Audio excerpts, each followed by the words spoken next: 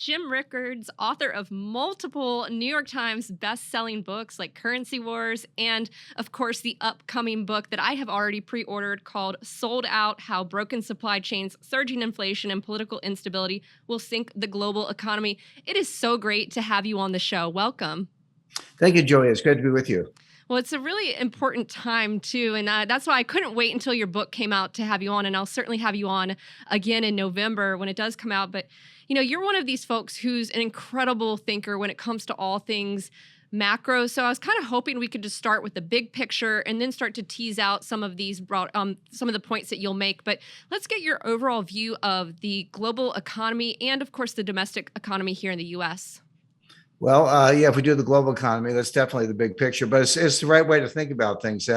Too many policymakers focus on, U.S. policy, U.S. economy. U.S. is the biggest economy in the world, so it's an important subject, but they don't put it in that broader context. They don't look at what's going on in China, Japan, Germany. You can say the EU, but Germany's the driver there, and you have to do that because of the international monetary system. The financial system's connected.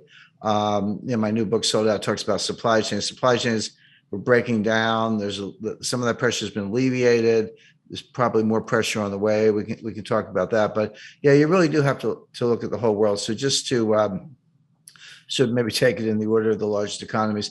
The U.S. is almost certainly in a recession. We had the first 2 quarters of 2022 negative GDP growth, 2 quarters in a row. That's the rule of thumb definition of a recession.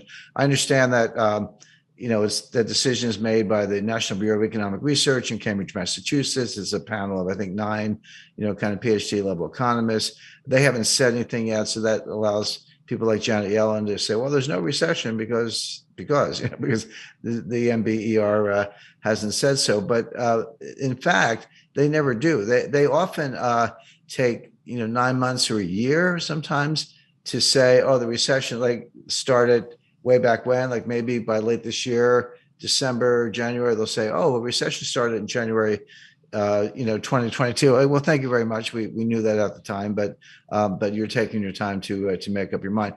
Third quarter, jury's out. Third quarter's over. The data is not in. You kind of get mixed messages on that. We'll see. We'll know at the end of October. But even if the third quarter is slightly positive, which it may be, you're still sort of flattish for the year. So put aside the debate about whether there's technically recession or not. To get 3 quarters into the year with about zero growth, 2 quarters down, maybe 1 quarter up slightly, we don't know yet. But you're kind of close to zero in the world's largest economy. That's not good. But that's not what's coming. What's coming is a very severe recession, and whether when all is said and done, the umpires, the National Bureau of Economic Research says, well, you had first half wasn't really a recession, but now it is, or you had a double dip recession or whatever. They can call it what they want, but you can see what's coming. Monetary tightening on top of a world where growth is deaccelerating. Inventories are sky high. The funny thing about the supply chain is you go back a year, so kind of this time last year, we all remember headline, supply chain's broken down, Junior's cheesecake can't get cream cheese, they can't make cheesecakes, or the shelves are bare. So all true, that was happening at the time, and that's when I started working on the book. But what a lot of purchasing managers did, and inventory managers, they doubled their orders. They said, well, or tripled the orders. They said, well, if the supply chain's breaking down and I want just a normal amount, I better order 3 times as much or twice as much just to get what I want. And they did.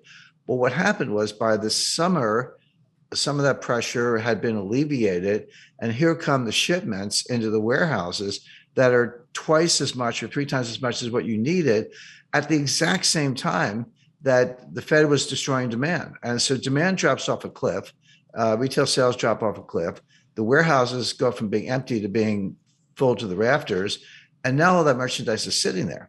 We've heard this from, Target, I think, was the first one to sound the alarm, but a lot of other, distributors, Dollar General and other stores have said the same thing.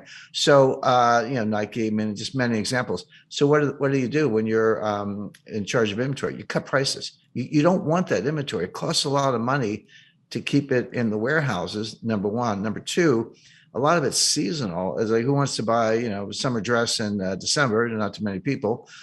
So they just slash prices. So, and that reduces margins and reduces profits. So we're just kind of flying into the face of all that with the Fed tightening rates into weakness. The Fed will be the last to know. You and I can talk about it. Your viewers will understand it. There are other people, kind of saying the same thing. The Fed will be the last to know because they're very model driven and the models are badly flawed, mostly with the Phillips curve, and they're focused on the unemployment rate, which is not a good measure of what's going on in the labor force.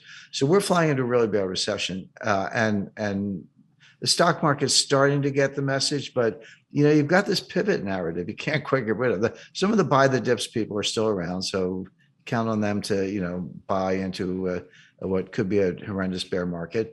You got your buy and hold crowd. Remember in 2001, the Nasdaq dropped 80%. And a lot of people got out, but they said, well, just hold on to it. Well, it did come back, but it took until 2015. I mean, that's a long time. A lot of people died in the meantime. You're waiting 14 years to get back to where you were. So those people are still around, but there is what I call the pivot crowd. So the Fed pivot is a narrative, and it kind of goes like this. Yeah, the Fed's tightening. We see that, but inflation is going to come down really fast. The economy is going to slow down really fast. Both of those things are happening. Inflation, a little less so, but the economic slowdown is there. And the Fed's going to get the wake-up call and have to cut rates. And cutting rates, that's the pivot. They're going to pivot from rate hikes to rate cuts. And that's good for tech stocks, so buy stocks.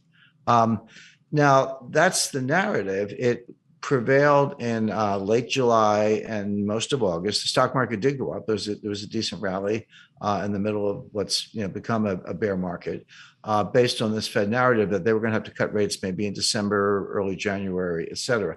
There are two huge fallacies in that narrative. The first one is who says the Fed's going to get the message? And if you look at what Jay Powell said in Jackson Hole on August 26th, and what he repeated in his Washington press conference on September 21st. September 21st was like, hey, for any of you who weren't listening to Jackson Hole, let me repeat it, okay? We're going to raise rates. We're going to crush inflation. We know there's a recession. He didn't put it in quite so many words, but you don't have to be, you don't need a decoder ring to see what Jay Powell was saying. I've been following this for 50 years. I've never seen a Fed chairman use the word pain 3 times in one paragraph, but he did, and he meant it. And so he kind of doubled down on that in September 21st in the press conference. So he knows there's going to be a recession. They're causing it in part. Unemployment's going to go up. He said that, and really September more than in August, he tied unemployment to killing, basically demand destruction and getting inflation under control. He said that's how we're going to do it. And you're already starting to see some early signs of that. So if we're so with that as their focus, who says the Fed's going to get a wake-up call in December, January? Almost certainly not. I mean, they told us what they're going to do. They're going to raise rates in November. They're going to raise them again in December. They're going to raise them again on February 1st. That's the first meeting in the 2023 calendar. At that point, you're at 4.25%, maybe 4.5%, or even higher in terms of the target rate for Fed funds. And then he said, if we see progress on inflation, we'll pause. But pause doesn't mean cut. It means just wait a long time, because at that point, core PCE, that's personal consumption expenditure, core, which excludes oil and food, and that's just how they do it. That's their favorite metric. You can debate whether it's the best one, but the debate doesn't matter because that is the one they use. Let's say that comes down from about 6.5, where it is now, to around 3.5. Okay, it's still not 2. Now, what Powell, which is their target, so what Powell said is, we don't have to keep raising rates to force it to 2. We just have to raise them enough that it'll get to 2 on its own. That's what they call restrictive policy. So, but that's not a rate cut. He said that might last for a year, all the way into 2024. That's when he was talking about rate cuts. Now, again, this can change, but they've told us what they're going to do. I always say, forecasting the Fed's the easiest thing I do because they actually tell you what you're going to do, what they're going to do. You just have to listen and believe them. Now, the hard part is understanding how badly they're going to destroy the economy and when they're going to get the wake-up call. That's the hard part of the analysis. But telling what they're going to do is the easy part because they kind of tell you. So the stock market notion that somehow they'll be cutting rates in next winter is just false. But the second fallacy is even bigger: is tell me why it's a buy signal for stocks if the Fed is throwing the economy into such a bad recession that unemployment is going to go up significantly and growth is going to come down, inflation is going to come down. Why is that a buy signal for stocks? Maybe at the bottom, and the bottom might not be till late 2023. Okay, we'll talk about that next year. There are opportunities to buy the bottom, but we'll be nowhere near the bottom. And the stock market again. So the August rally was based on the pivot narrative I just described. The September collapse was based on people saying what I just said, which is, hey, that narrative doesn't really make sense. The Fed's not going to cut rates. And then, of course, the sledgehammer on September 21st. And so, this is the beginning of October. Yeah, there was a rally, a 2-day rally. Bear market rallies are really interesting. Some of the biggest rallies in history have been in the middle of bear markets where you ended up losing everything. But for a couple of days or weeks even, it's, hey, the bottom's in, you buy stocks, et cetera. So you have to watch out for that. So my expectation is the recession's coming. It's going to be really bad. Inflation is going to come down fast, but not quite fast enough for the Fed. They're going to keep raising rates into early 2023, destroying demand, raising unemployment. And we're going to wake up this winter, although you can see it coming today, we're going to wake up this winter with a severe recession, high unemployment, and a much lower stock market. Jim, there is so much to dig into there, and I thank you for framing it up in such a really in-depth way.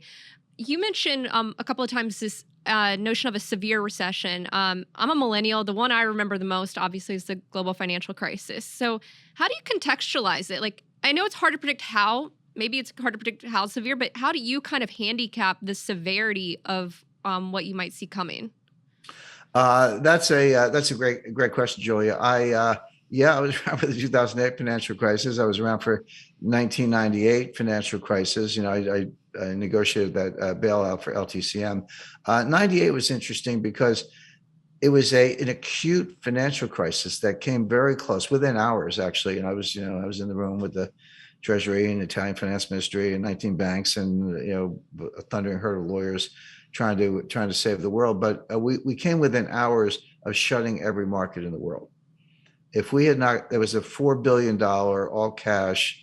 You couldn't use the word due diligence because there wasn't time. It was just, hey, the Fed wants us to do this, so let's just do it. So that worked. But it was a very close call. They would have shut down Tokyo and then around the world, London and finally New York. And they would have opened days later. But that's how, with trillions of dollars of losses, it would have been worse than what actually happened in 2008.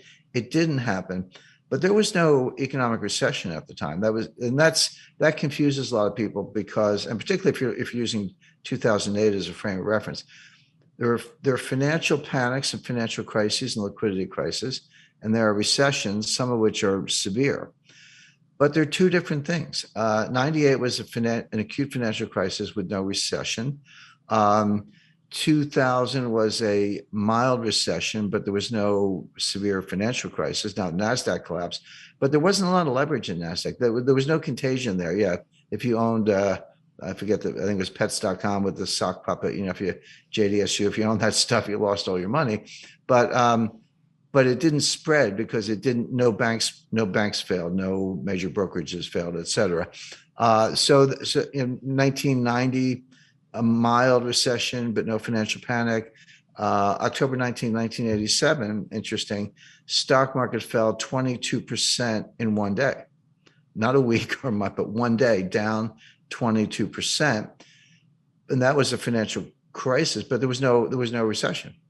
So they're separate things. However, they can happen together.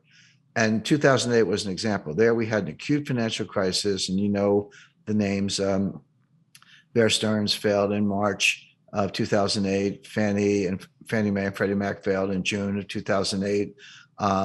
Then Congress bailed them out. And I was working on the McCain campaign at the time. And I remember I was on a call, the economic team, and everybody was high-fiving, like, hey, the financial crisis is over. Now we can get back to talking about the Iraq war, which is what they really wanted to talk about. And I was, I guess I play my usual role of messing things up. But I said, hold on. I said, this isn't over. You're not going to make it to election day without a much bigger failure. And I didn't say like September 15th at midnight. That was Lehman Brothers.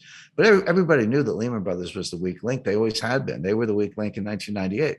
So I said, you're not going to make it to election day without a major crisis. And so get your guy ready, come up with a 4-point plan. Doesn't matter what the points are, just make them up, but get the guy on the steps of the Treasury the day it happens to give the 4-point plan, and he'll reassure the American people and you'll win the election.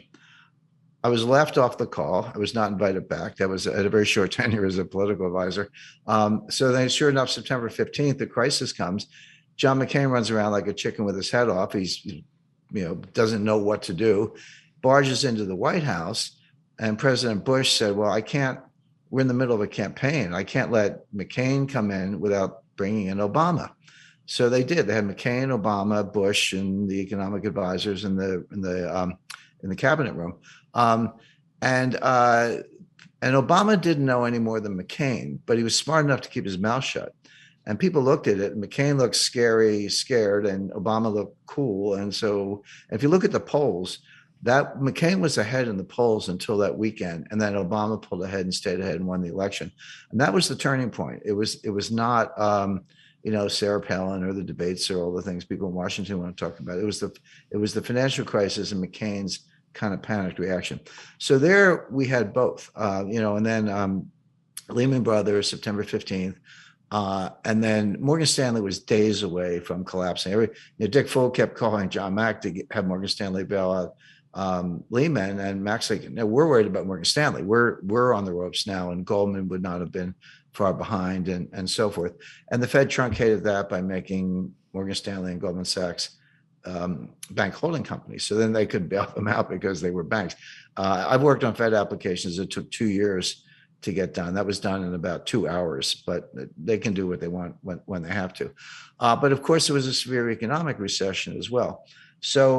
But I would encourage analysts to separate those two things. Again, they came together. It was horrific, but they can happen separately. My point is, I go back a little further than you, Julia, and I remember 73, 74, because I graduated in 1973, and then and so did my classmates. And a lot of them went to Wall Street. I went to graduate school, so I wasn't ready for the real world yet. So, but they all got jobs on Wall Street, and they all got fired like a year later or less, because the recession in 1974, caused by the Arab oil embargo and the quadrupling of oil prices, was horrible. That was the worst recession since the Great Depression at that time. Now we've managed to top that record a few times since, but at the time that was, stock market crashed, unemployment spiked, I think all my friends lost their brand new jobs on Wall Street, but that was bad. 82 was a really bad recession, and that was the one that Volcker induced, kind of doing what Jay Powell's doing today, by the way. And if you want to understand where we're going right now, I would look at that 1981, 82 recession. That topped 74 in terms of the worst recession since the Great Depression. That was the worst recession until 2008.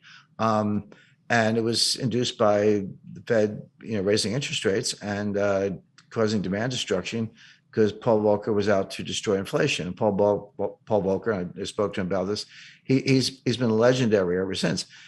And as it relates to today, and that was really your question, how do we put all this in context? It's important to remember, Jay Powell is not an economist, he's a lawyer. And lawyers, one of the reasons people don't like lawyers is they actually think about things differently. You go to law school to kind of get brainwashed in a benign way.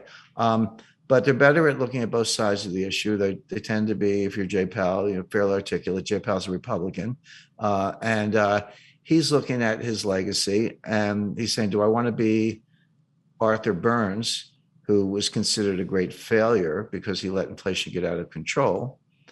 Or do I want to be Paul Volcker, the man who is, considered a hero because he crushed inflation?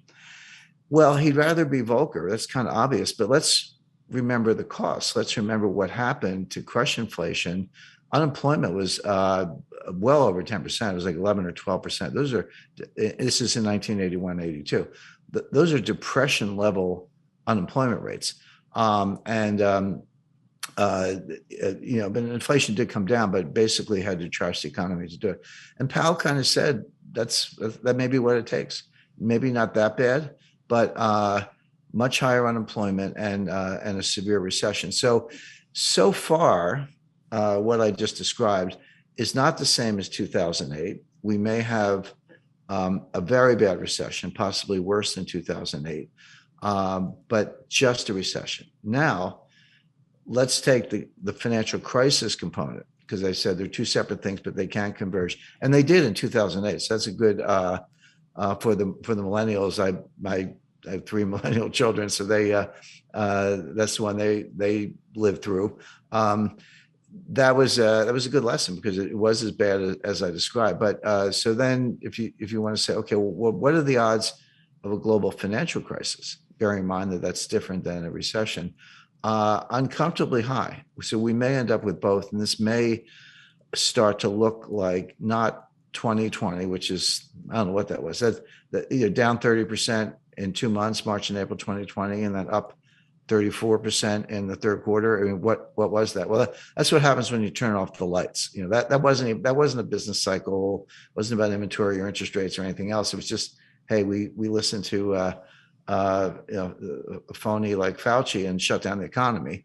And I really fault Trump for letting that happen, but that is what happened. So that's such a one-off that it's kind of hard to use that as a model. But 2008 is a model, you're right, Julia, and that may be what we're heading for, bearing in mind that these are two separate vectors. Got it.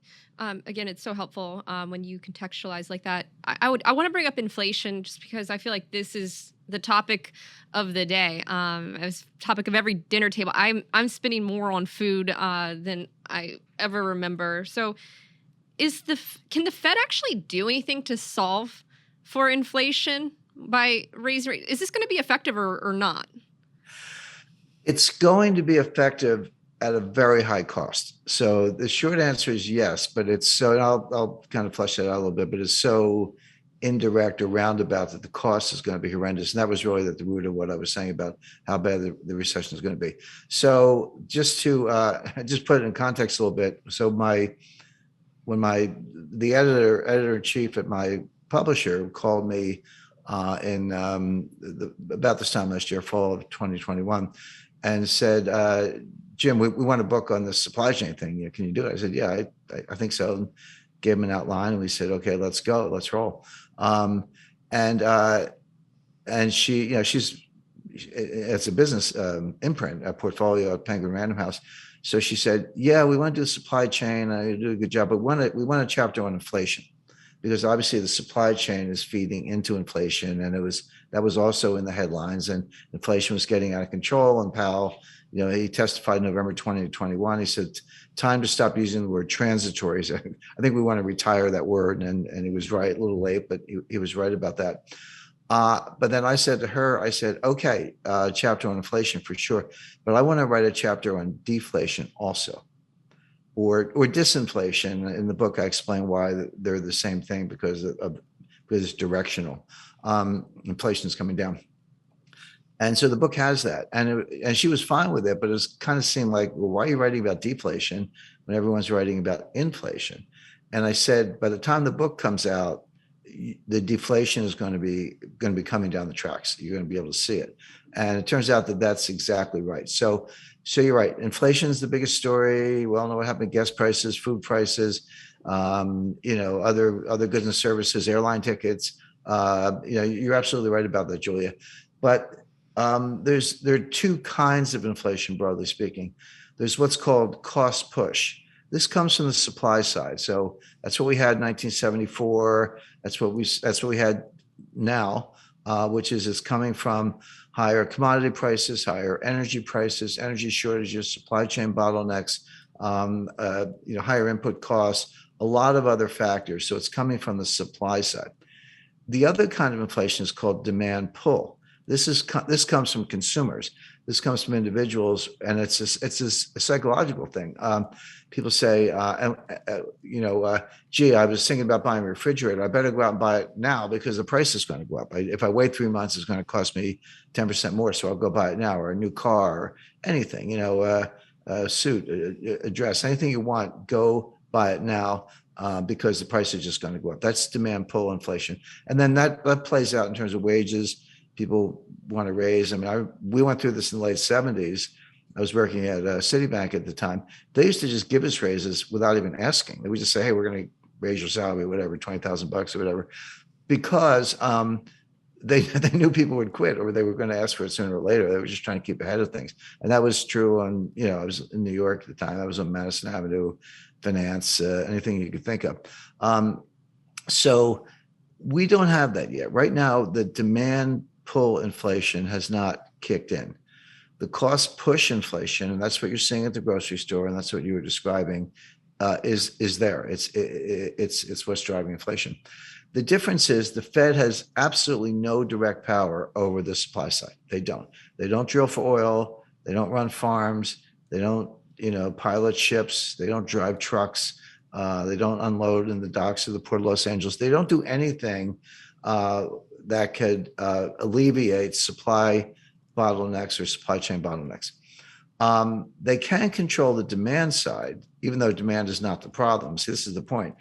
They can control the demand side by raising interest rates and tightening money, but demand is not the problem. It's not where the inflation is coming from. But if you crush it enough, if you destroy enough demand, it will feed through in terms of lower prices, even with supply side constraints. And just to be a little blunt on the subject, people complain that gas prices went up, and they did. They went from $2.40 a gallon to $5 a gallon or more, depending on where you were.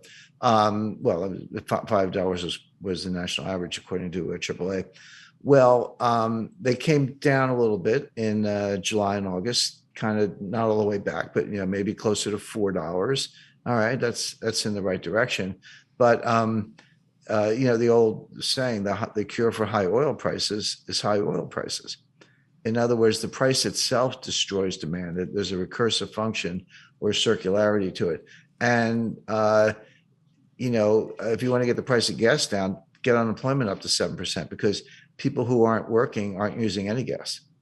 It's not a question of having to pay $4 a gallon or $5 a gallon. If you just got fired and you're sitting home, you're not buying any gas or very little, and that'll bring the price down. So we are so the way it works is raise interest rates, tighten money, reduce the balance sheet, et cetera. Get unemployment up. It doesn't sound like a desirable goal, but that's what it takes, and that's what happened in 1982. Get unemployment high enough so people are buying hamburger instead of steak. They're buying, whatever's the least expensive thing on the shelf, day-old bread instead of new bread, or they're not buying gasoline because they're not going to work, et cetera. That will bring prices down, but at a very high cost, which we just talked about, which is high unemployment and lower productivity. Meanwhile, the U.S. debt keeps going up. We haven't really talked about the debt issue, but so it starts to, that part of it looks like 1981.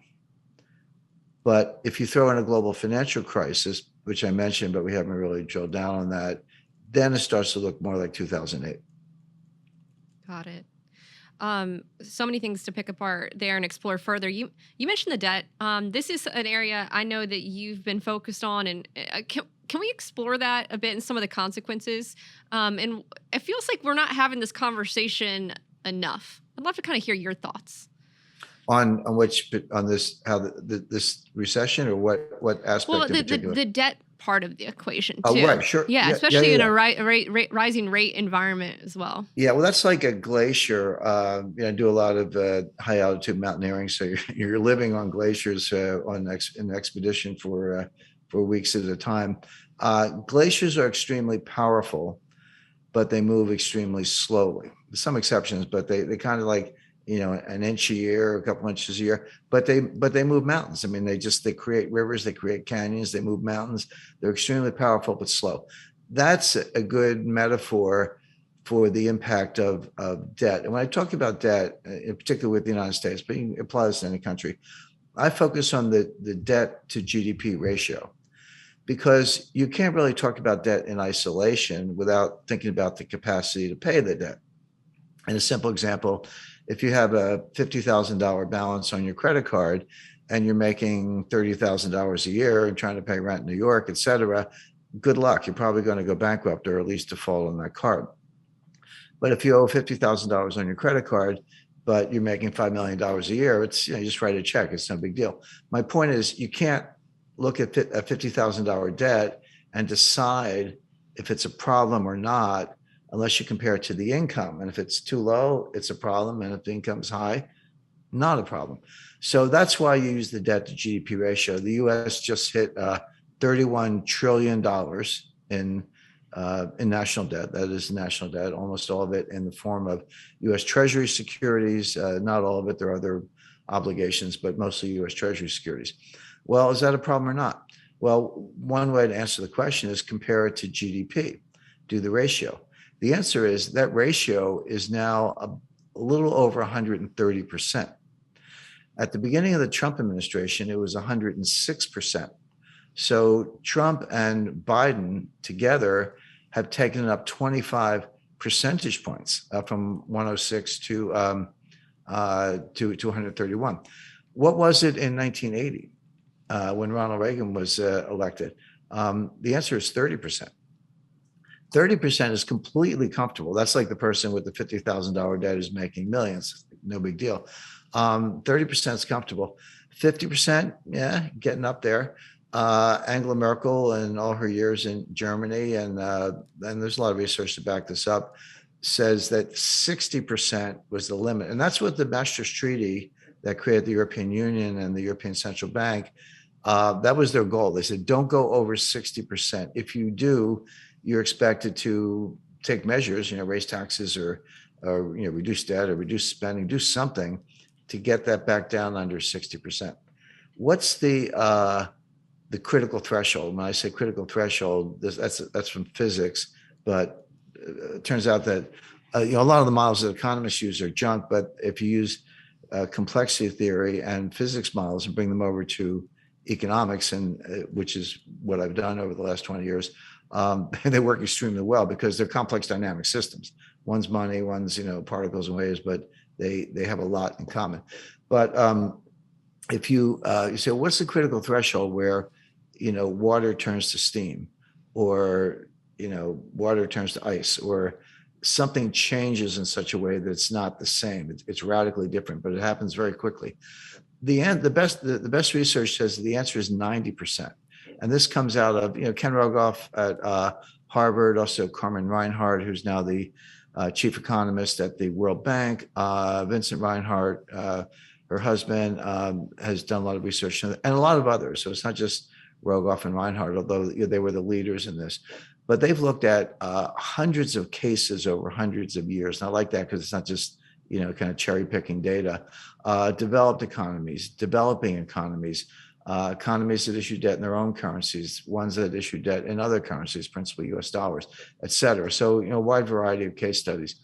And they show that when your debt to GDP ratio goes over 90%, your multiplier of additional debt goes below 1. So just to put that in context, at 30%, if I borrow $1 and spend $1, I might get $1.30 of growth. Assuming you spend it wisely. That's a big condition. But you borrow $1 and spend $1 and get $1.30 of growth. Okay, the debt was productive if you put it to good use. But that $1.30 gets smaller and smaller. As you get closer to 90%, it goes to $1.20, $1.10, $1.05. Past 90%, roughly, you borrow $1 and you spend $1 and you only get 95 cents of growth. You don't get your dollar back in terms of GDP. And then 90% and 85%, et cetera. So 90% is the critical threshold. The US is at 131%, highest in history, which means we are well past the point where you can borrow your way to growth or you can borrow your way out of a debt crisis. And we were heading for a debt crisis.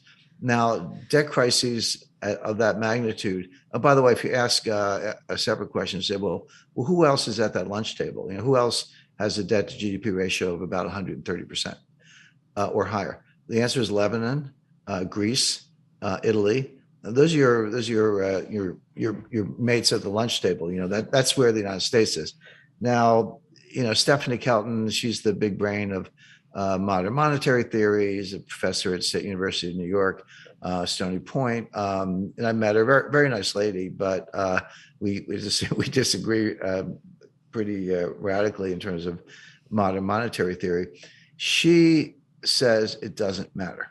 That they always point to Japan. Japan is at 280%, way past any member of the peer group.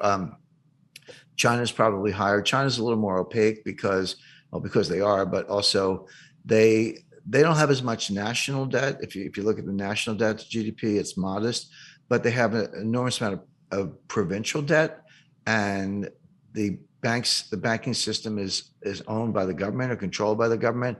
So when you throw in the bank debt, the state-owned enterprises, the provincial debt, and the government, so that's the real national debt. And I've been trying to talk to. I was in south of Nanjing. They had these ghost cities. I went out to see them. I would say I got mud on my boots, but I wasn't wearing boots. I was wearing Italian loafers, but I got mud on my loafers. And but I saw them. I visited them, and they're real in the sense that it's steel and glass and copper and cement and asphalt, and they got country clubs and hotels and retail complexes and high-rise luxury apartment buildings, et cetera, and the metro stop and an airport. And then you look down the horizon, not too far, maybe 7-8 miles, there's another one. And then in the distance, there's another one. They're all empty. They're all empty. But you can create 20,000 jobs for 2 years if you do something like that, or 3 years or longer. But it's all that money's wasted. That's kind of, tells you a lot about China. But the point being, it was all debt financed and a lot else besides. So, but Stephanie Kelton says, it doesn't matter because you're borrowing in your own currency. So if you're Argentine and you borrow in dollars and you print pesos, how are you going to pay the dollars back unless you have, huge trade surpluses, which they don't. So they just default. Argentina is a serial defaulter and everyone expects that. If you borrow in dollars and you print dollars, which the United States does, they're like, what's the problem? Just print the dollars and pay the money back. Well, that's true. There's no reason if you print dollars, there's no reason to default on dollar debt because you actually can print the money and buy the bonds. But it doesn't mean nothing else bad happens. What about inflation or hyperinflation? What about the foreign exchange rate? The exchange rate can collapse. And these modern monetary theorists show very little understanding of the international aspects. They treat the US like a closed economy, which it's not. I mean, if it were a closed economy and we didn't have to worry about trade deficits, trade surpluses, capital flows, exchange rates, foreign credit, China owning $1 trillion of US Treasury securities, which they do. If you didn't have to worry about any of that, I think they'd probably still be wrong, but they'd have a better case. But you do. And they're just not very knowledgeable about any of those things. But you can think of exchange rates as a conveyor belt. Exchange rates are one way the problems go from one country to another, or good things can go from one country to another, depending on whether your exchange rate is going up or down, the impact on terms of trade, et cetera. But they completely ignore all that. They also ignore the role of commercial banks. They just look at the Treasury and the Fed and look at money supply, but like kind of M0, but don't understand how commercial banks create M1 and they do their own thing. They're not on as short a leash as they seem to think. But if you read Stephanie Kelton's book, The Deficit Myth, and she said, this is from her book, so it's not me, kind of projecting, what I think they think. This is her actually, writing this. She says, well, we don't really need a bond market, U.S. bond market. We only have a bond market as a favor to investors because it gives them a place to put their money. But why, why have, he said, you have government spending. So the Treasury borrows money by issuing bonds, and then the Fed monetizes the bonds by buying the bonds, and that gives the Treasury the money to pay the bills, et cetera. She says, do away with all that. Just give the Fed, wire instructions for Lockheed. And if you need 5 F-35 fighter jets, order them and just send the money right to Lockheed. Why do you need a bond market? I mean, she actually says that. So, okay, legally, that might be possible, but to suggest that you can do that without consequences is nonsense. And then you say, what about inflation? Their view is as long as there's excess capacity and unmet needs, et cetera, you're not going to have inflation because there's a lot of slack in the economy. That's a legitimate debate. But they say when inflation happens, raise taxes. And then, by the way, they also say you don't need a tax system because if you can just print the money, why do you have to collect taxes? And their answer is, we collect taxes to redistribute income. Okay, well, at least they're honest. I mean, that's kind of a socialist model, but they're honest about it. But it's important to bear in mind that Stephanie was the principal economic advisor to Bernie Sanders in 2016 and 2020. And Bernie Sanders today is the chairman of the Senate Budget Committee, controls the purse strings. So coming out of Congress, and Biden's kind of a cipher. He's barely aware of his own existence. So Sanders is in a powerful position, and she's the Bernie whisperer, so to speak, who's behind all this. So if you ask the typical member of Congress, can you define modern monetary theory? They'll look at you funny. They've either never heard of it or they certainly don't know what it means, MMT, But they're acting in accordance with modern monetary theory. Whether they know it or not doesn't matter. The actual behavior of the Congress, and again, just go back to COVID 2020, because we talked about the debt-to-GDP ratio. So in around May or June 2020, Trump put through a $2 trillion COVID relief package, and that was when the Paycheck Protection Plan, that was $800 billion, and everyone got the $1,200 check, et cetera, et cetera. And then at the end of December, at the very end of the Trump administration, they did another $1 trillion, almost. And that's when everyone got the $600 checks. And now you're up to $1,800. By the way, those checks, that is helicopter money. That's, what the Fed does is kind of nonsense. But when it's fiscal policy, not monetary policy, and you're handing out checks, that is helicopter money. And credit to Larry Summers for saying, you're going to get inflation out of this. Well, Biden comes into office in January 2021, and he's like, not to be outdone, he did his own COVID relief package. That was another $2 trillion. And that's when we all got the $1,400 checks. They just handed them out. And then later that year, I think late 2021, early 2022, they did the $1 trillion infrastructure package. And then just to top it off, what did we get recently was the just under $1 trillion Green New Deal. I call it the Green New Scam. Well, and the baseline budget deficit, before everything I just described, the baseline budget deficit was about $1 trillion a year. So take $1 trillion for 2020, 2021, okay, and 2022. Add on, $2 trillion for Trump's first package, $1 trillion for his second one, $2 trillion for Biden's first package, $1 trillion for the Green New Scam, and I think $1 trillion for infrastructure. That's $7 trillion on top of the $2 trillion baseline budget deficit. So that's $9 trillion piled on top of what was at the time about a $21 trillion national debt. So that's how we got to 30 trillion. That's how the ratio went from 106 to 131. These numbers are mind-boggling, and MMT says doesn't matter. But it does matter, and it shows up the way I described earlier, which is it slows growth. You don't get growth. So best case for the U.S. is very slow, weak growth, which we saw from 2009 to 2019. Worst case is you throw a recession on top of that, which we're heading for, and the U.S. will be in fiscal distress. Yeah. And I want to go back to an earlier point you made when you were referencing your book, and that's when you brought up the notion of deflation. And how does that play into it? Imagine it makes the situation worse or exacerbates it. Can you kind of unpack your thesis on deflation and how it ties into this? Sure.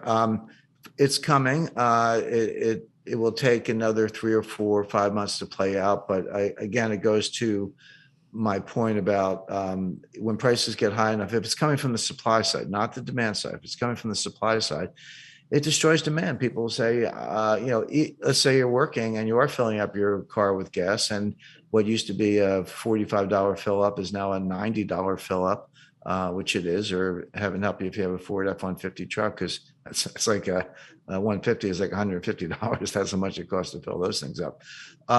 But demand is inelastic. Like I said, there was the unemployed person, hypothetically, who is home and not using gas. But if you're getting the gas, you need the gas. You got to get to work. You got to do your job. You got to take the kids to school, whatever it may be.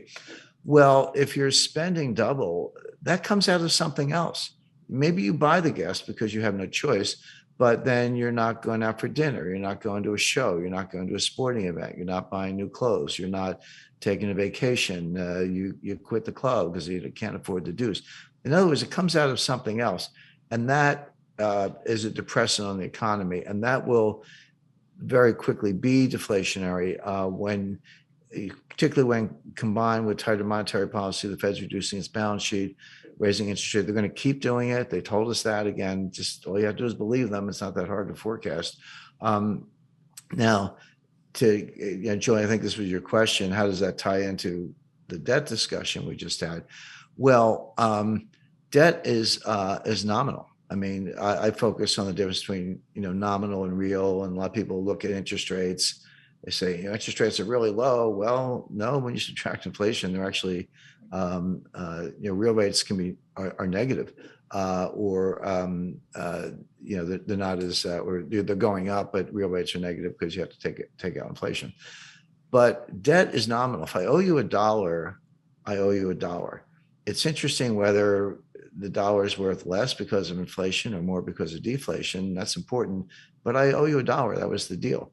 And this is where deflation is pure poison when it comes to the debt to GDP ratio I described, because the national debt is, as I say, it's 31 trillion, but the real value of the debt goes up in deflation. When I do portfolio analysis for people, I always recommend a heavy slug of cash. And like, wow, why would I have cash? There's no yield. In a deflationary environment, cash can be your best performing asset, even if you get a low yield, because the real value is going up. Every dollar is worth more in terms of purchasing power in a deflationary environment. So deflation is good for creditors or savers up to a point, and I'll come back to that, but it's the worst possible world for debtors, because even if the nominal value of the debt is not going up a lot because interest rates are low, the real value of the debt is going up a lot because the value of the dollar is going up. So you owe more in real terms. Deflation is a central banker's worst nightmare. It's a Treasury Secretary's worst nightmare for the reason I just explained, which is, we have a bad enough debt problem as it is, but if the real value of the debt's going up because of deflation, then, and you can't borrow your way out of it, Got it. what are you going to do? You have to restructure it, or again, or you're going to have to create inflation after creating deflation inadvertently by destroying demand because they're worried about inflation. You may end up in a world where the deflation is so destructive because of the increase in the real value of the debt that you actually have to go create inflation. And that's exactly what happened in Weimar Germany in 1922. Now, one kind of last point on that, with regard to deflation, I said it favors creditors and hurts debtors because the real value of debt is going up, and the creditor's like, hey, I own this note and it's worth more. To a point, but at what point does the debtor walk away?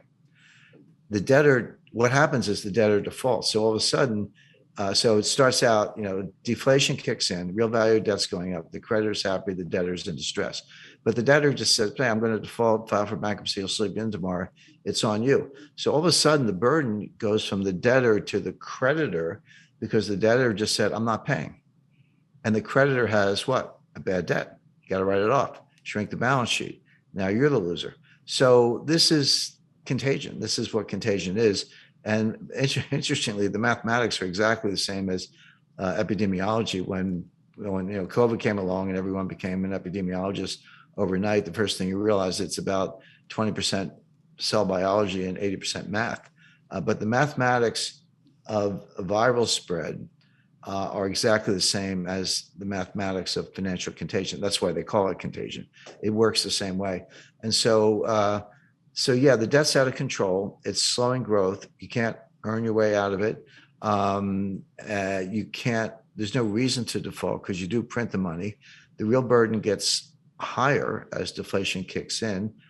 Debtors then default, it's back to the creditor. But assuming the U.S. doesn't default, the only way out for the U.S., the only way out is inflation. So we just talked about how we have inflation now. I described how we're heading into a disinflationary or deflationary period, which we are. But longer term, 2025, 2026, you're going to have to go to something that looks more like hyperinflation because it's the only way out. Yeah. Another area I want to explore with you, Jim, is currencies. The U.S. dollars surge, a lot of fluctuations happening in currencies. And I'd love to hear you kind of share your views on the U.S. dollar, maybe the outlook there, and maybe just currencies in general. Would love to hear what you're thinking about. Sure. Thank you. That was my first book, Currency Wars. That was a national bestseller.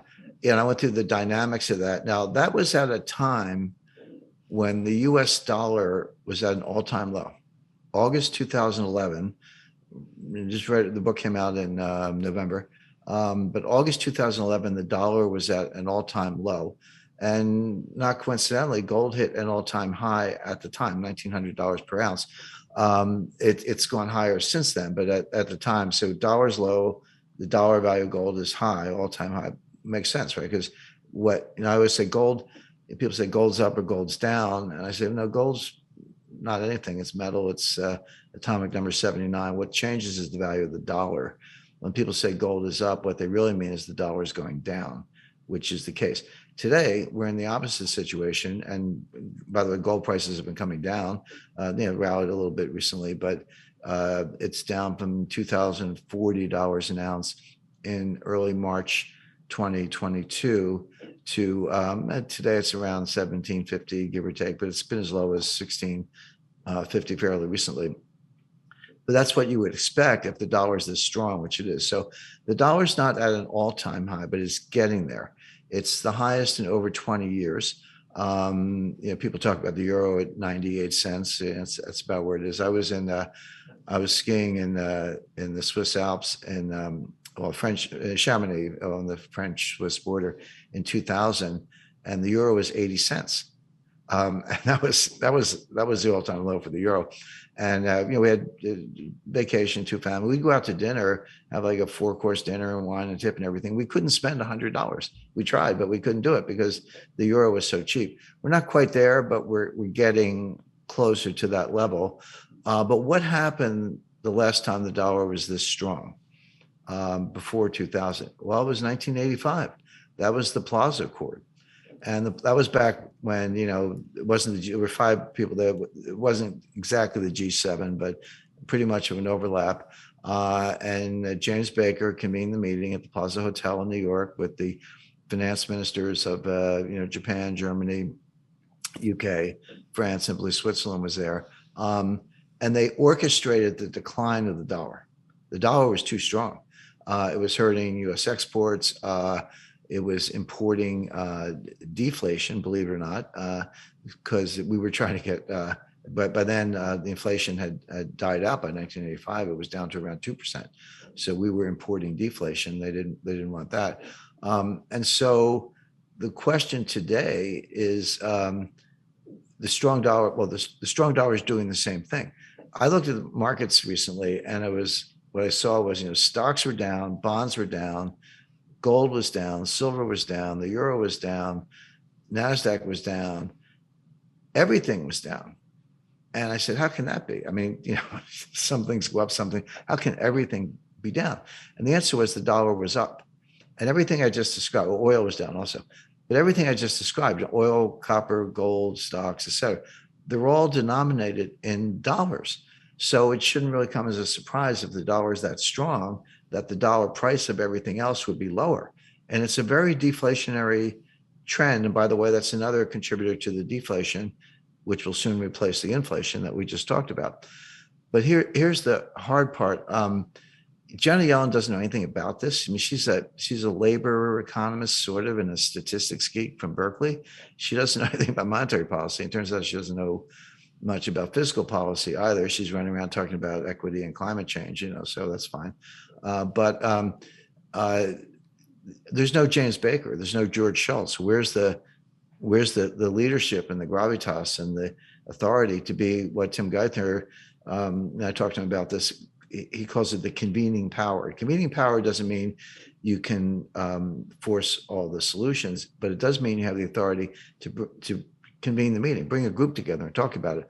So where's the leadership? Where's the convening power to have a new Plaza Court? Can we stabilize exchange rates? Can we bring the dollar down a little bit? Can we just put gold back in the equation? Maybe not a strict gold standard, but just as some kind of benchmark to help us think about what we're doing independently of other currencies. And by the way, most currency indices, so a DXY, which the Wall Street Journal uses, Bloomberg Index, the Fed has a couple good indices I use. All of those indices tell you if the dollar is stronger or weaker compared to other currencies. And it's heavily weighted to the euro. And yeah, the euro and the US dollar together are 80% of global reserves. And so that makes some sense, but you're in a bubble. It's currency to currency. Well, what if they're all going down against something else, or they're all going up against something else? What's the something else? What is the benchmark or the yardstick that we can use that's not a currency? And the answer is gold. I mean, that's, you get accused of being a gold bug or whatever, and I don't expect a gold standard anytime soon. But just objectively, analytically, that's the only thing you can use as a yardstick that's not another currency. And right now, gold's been going down, which tells you the dollar is way too strong. But I don't see, it's a problem. It's a problem for the rest of the world. Certainly if they have dollar-denominated debt, Turkey, we mentioned Argentina and China and a lot of others. It costs you more in your currency to convert to dollars to pay off the debt. And that, of course, has a feedback loop because it increases the demand for dollars, which makes the dollar even stronger. So it's a very, and this goes back to what we talked about earlier with foreign exchange rates being a conveyor belt that moves problems around the world. That's exactly what's happening. So the whole world is suffering from weak currencies, suffering from a strong dollar. The dollar is deflationary from the U.S. perspective because stuff we buy costs less. We need fewer dollars to buy it all. But it's the opposite for everyone else. In their local currencies, it's highly inflationary, and they're going to start to go broke and default on debt. But the real problem is I don't see any leadership, and I don't see even much awareness of the problem. And finally, I don't see any interest in using a benchmark like gold or even a commodity basket, which the BRICS are talking about, as an objective measure of what currencies are really worth. Yeah. Just real quick before I let you go, because you mentioned gold, and it does seem like people want to be in US dollars. Where should folks be allocated? What would you suggest, or what are you thinking right now? Sure. It's a great question. I'll say something that sounds completely obvious, but actually isn't. You want diversification, and everyone rolls their eyes and go, oh yeah, diversification. We know that, they teach us that in the first week of risk management or whatever, but people don't understand what diversification is. So I run into people all the time that go, hey, Jim, I'm highly diversified. I've got 50 different stocks in 10 different sectors, semiconductors, consumer non-durables, mining and mineral, et cetera. I'm fully diversified. And I say, no, you're not. You may have 50 different stocks in 10 sectors, but you have one asset class. It's called stocks. And in financial distress, but bull markets, but especially bear markets, they become highly correlated. Your 50 stocks are all going to go down at once, maybe one or two exceptions, but they're all going to go down at once. That's not diversification. Diversification is having slices to asset classes that don't have very much to do with each other, not 50 different stocks, but yeah, okay, have a slice of stocks. I'd have some treasury notes for deflation, disinflation, lower interest rates. They'll perform very well. I'd have a slice of gold, but I recommend 10%. People think I say, sell everything and buy gold. I've never said that. I don't think it's a smart thing to do. But 10% gold will serve you very well, certainly as an inflation hedge, but also a hedge against just a collapsing confidence in the money. And that's another subject we haven't talked about, which is, do we even know what money is anymore? That's maybe that's the subject for another day. Real estate, for sure, not commercial real estate. It's still not off the bottom, but residential real estate, agricultural property, natural resources, water in particular. But energy stocks have been, if the whole stock market goes down, you might find energy stocks are one of the few sectors going up because people ask me if I've ever driven an EV. I was like, yeah, I drive a lot of golf carts. The whole green new scam.